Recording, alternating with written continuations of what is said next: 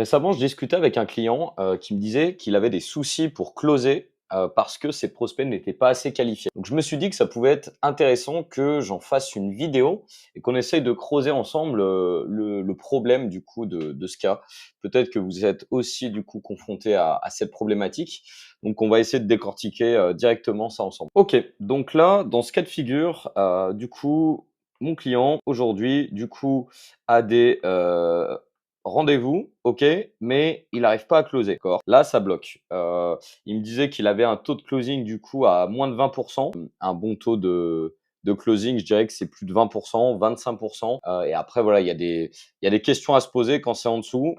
Soit du coup, ouais, c'est, effectivement, le ciblage, qui est pas bon, ou alors, ça peut être du coup l'offre, du coup qui n'est pas bonne, ou alors ça peut être le canal d'acquisition. Que peut-être qu'en fait, il arrive pas, il a pas assez de rendez-vous, et les leads ne sont pas quali parce que, bah, finalement, c'est pas le bon canal d'acquisition. C'était peut-être sur une autre plateforme qu'il fallait, prospecter ou faire de la publicité. D'accord? Donc en fait, le point à se poser, et que je lui ai demandé, je lui ai dit: «OK, aujourd'hui, est-ce que tu connais précisément, ta typologie de clients?» Donc en gros, un lead qualifié, d'accord? On va mettre comme ça. Un prospect qualifié, en gros, pour toi, ça veut dire quoi? D'accord? Donc, moi, c'est ce que j'appelle, l'ICP, donc c'est, l'Ideal Customer Profile, OK? Donc je définis, en fait, ce que c'est un lead qualifié, OK?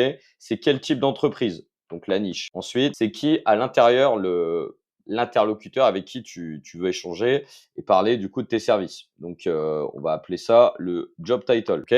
Ensuite, est-ce qu'il y a il y a des éléments qui feraient que c'est une entreprise plus qualifiée, que d'autres, donc des données démographiques. Donc par exemple, ça peut être, si vous avez une agence, ça peut être, est-ce que c'est, du coup, par exemple, cette niche-là, par exemple, est-ce que c'est une niche qui fait de est-ce que c'est une marque e-commerce, par exemple, qui fait des ads? Est-ce qu'ils sont à un événement, par exemple? Est-ce que c'est, des boîtes qui viennent de se lancer, par exemple, qui ont, du coup, moins de 6 mois d'expérience, et cetera, et cetera. Donc ça, c'est des données qui peuvent, rajouter, du coup, de la qualification dans sa base de données.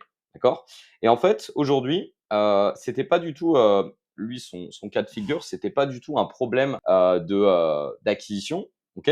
En fait, le problème, c'est que donc il avait un bon système qui générait des rendez-vous, sauf qu'il tapait beaucoup trop large, d'accord? Lui, il tapait ici, OK?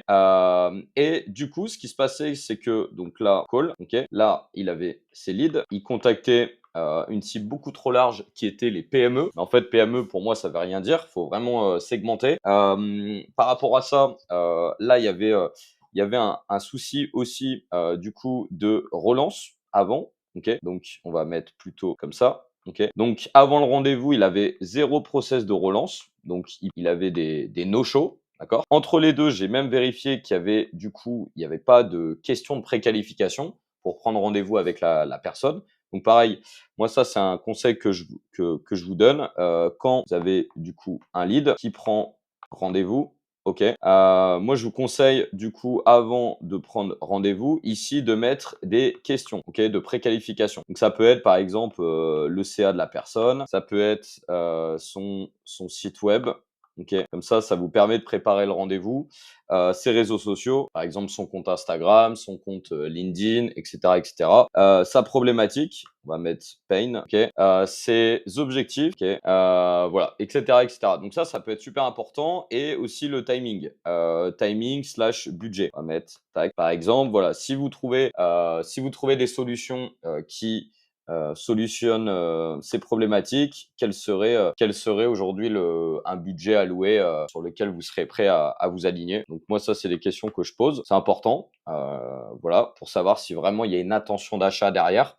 Le but, c'est pas de prendre des rendez-vous pour prendre des rendez-vous. Il faut que la personne, du coup, prenne rendez-vous parce qu'il y a vraiment une intention de croissance, et cetera. OK? Ensuite, donc lead, moi, j'avais vu qu'il y avait pas de question de préqualification. Comme je l'ai dit, il y avait pas de process de relance, donc des emails, des SMS de relance avant le rendez-vous. Et aussi, ce que j'ai identifié, c'est que durant le rendez-vous, OK, la partie cadrage était mal maîtrisée sur ça. Parce que généralement, ce qui peut se passer, c'est qu'aujourd'hui, si vous vendez du service, généralement, vous pouvez le faire en 2 temps. Vous pouvez faire un R1 et un R2. Le R1, c'est votre appel de découverte. D'accord? Donc là, le but, c'est de poser un maximum de questions pour comprendre la situation actuelle de votre prospect et sa situation désirée. D'accord? Donc voilà, il y a différents frameworks de closing. Je pourrais en faire une vidéo. Mais en gros, voilà, là, votre R1, votre but, c'est de vous assurer que cette personne, ce prospect est qualifié pour travailler avec vous. OK?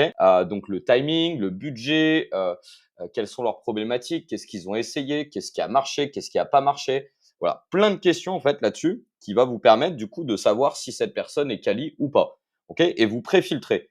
Moi, j'aime bien le faire en 2 rendez-vous. Après, vous pouvez, voilà, le faire en un rendez-vous. Donc vous avez une partie du rendez-vous, 45 minutes de questions, réponses et ensuite reformulation. OK? Vous reformulez tout ce que vous avez dit et ensuite le pitch de l'offre. Ça peut être, fait comme ça. OK? Ensuite, du coup, pitch de l'offre et ensuite, soit c'est oui, soit la personne, voilà, c'est oui, soit vous avez la partie objection, d'accord? Il faut traiter les objections et le but, c'est d'essayer de partir là-dessus si vous partez du principe que cette personne-là est qualifiée. Si vous faites un R2, d'accord? Le but, c'est du coup de faire ça, OK? Vous reformulez tout et voilà. Donc en fait, dire que, les prospects ne sont pas qualifiés, bah, en fait, il faut vraiment vous assurer que est-ce que vous avez des questions de préqualification avant le rendez-vous? Est-ce que vous avez un bon process de relance, que ça soit des personnes qui viennent en rendez-vous? Est-ce que vous avez un bon process de cadrage? Et à partir de là, effectivement, vous pouvez vous dire, bah, en fait, ouais, on a tout mis en place, on sait exactement qui est notre ICP, mais du coup, effectivement, on a toujours des leads, qui ne sont pas qualifiés. Et peut-être que, bah, du coup, vous allez, pouvoir peaufiner le ciblage, peut-être peaufiner votre offre parce qu'en fait, peut-être que c'est aussi un problème d'offre ou peut-être changer de canal d'acquisition. Voilà, donc ça, c'est les questions à vous poser et grâce à ça, vous allez vachement augmenter votre taux de closing. Moi, je vous retrouve sur une prochaine vidéo et si vous voulez, du coup, que je mette en place tout ce système, pour vous, vous avez un lien pour prendre rendez-vous directement avec moi sous cette vidéo. Ciao, ciao.